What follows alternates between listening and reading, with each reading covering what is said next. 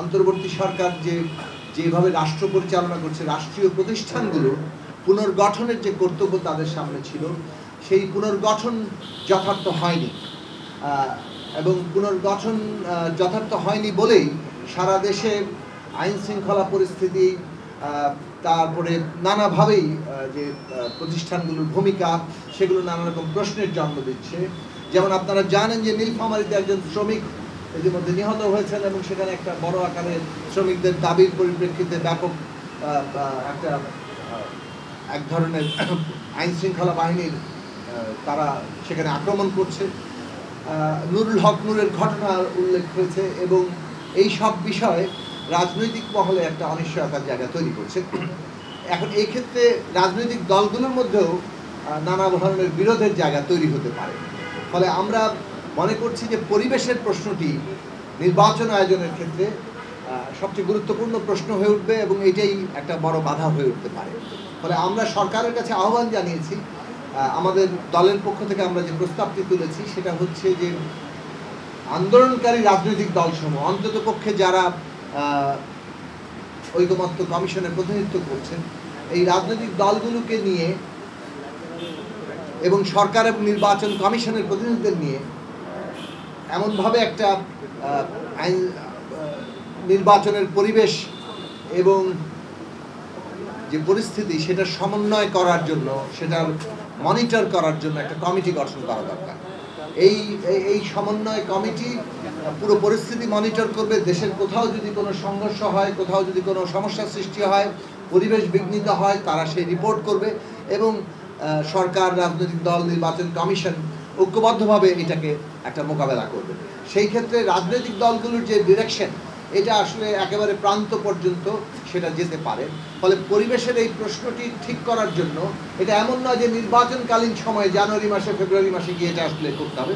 এই সেপ্টেম্বর মাসেই আমরা এটা দাবি করেছি যে এটা গঠনের উদ্যোগ নেওয়া দরকার এবং এখন থেকে এটা কাজ শুরু করা দরকার, যাতে করে নির্বাচনের প্রস্তুতিকালীন সময়েই সবচেয়ে কম সমস্যা সৃষ্টি হয় এবং সেগুলো আমরা সমাধান করতে পারি। ফলে এটা একটা বড় প্রশ্ন। দ্বিতীয় প্রশ্ন যেটা হচ্ছে যে বিচার এবং সংস্কারের কথা আমরা বলে এসেছি, বিচার অব্যাহত রাখা এবং বিচারকে আরও দৃশ্যমান করা, এটা একটা যেমন জরুরি, তেমনি সংস্কার তো ঐকমত্য আমরা হয়েছি, কিন্তু বাস্তবায়ন কীভাবে হবে এটা নিয়েও কিন্তু রাজনৈতিক দলগুলোর মধ্যে একটা বিরোধের জায়গা আছে, সেটাও আমাদের নিরসন করার জায়গা দরকার। আমাদের প্রস্তাব হচ্ছে যে সমস্ত সংস্কার প্রস্তাব আমরা সবাই ঐকমত্য হয়েছি কিন্তু সেগুলি সংবিধানের সাথে সংশ্লিষ্ট নয়, এই সব সংস্কারগুলো এই অন্তর্বর্তী সরকারি অর্ডিন্যান্সের মাধ্যমে কার্যকর করতে পারে। পরবর্তী নির্বাচিত প্রতিনিধিরা এইটাকে র্যাটিফাই করবেন। দ্বিতীয় প্রশ্নে আমরা বলেছি যে সংবিধান সংশ্লিষ্ট প্রশ্নগুলোর মধ্যে যেসব বিষয়ে পূর্ণ ঐকমত্য তৈরি হয়েছে সেইগুলো আগামী নির্বাচিত জনপ্রতিনিধিরা বাস্তবায়ন করতে বাধ্য থাকবেন, এই রকম কোনো একটা আইনি বাধ্যবাধকতা তৈরি করা যেতে পারে।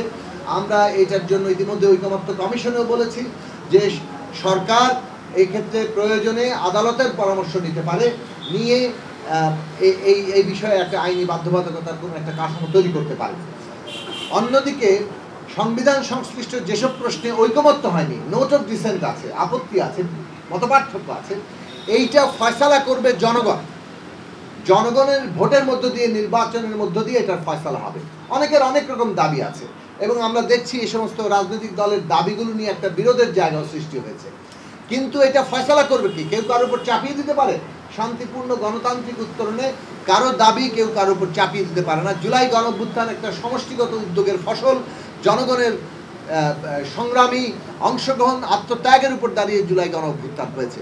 কাজেই সেখানে কোনো একটি পক্ষ তার কথা মতো সমস্ত কিছু চাপিয়ে দিতে পারে না। জনগণই শেষ পর্যন্ত নির্ধারণ করবে কোনটা শেষ পর্যন্ত সঠিক কিংবা কাকে তারা বিজয়ী করবে।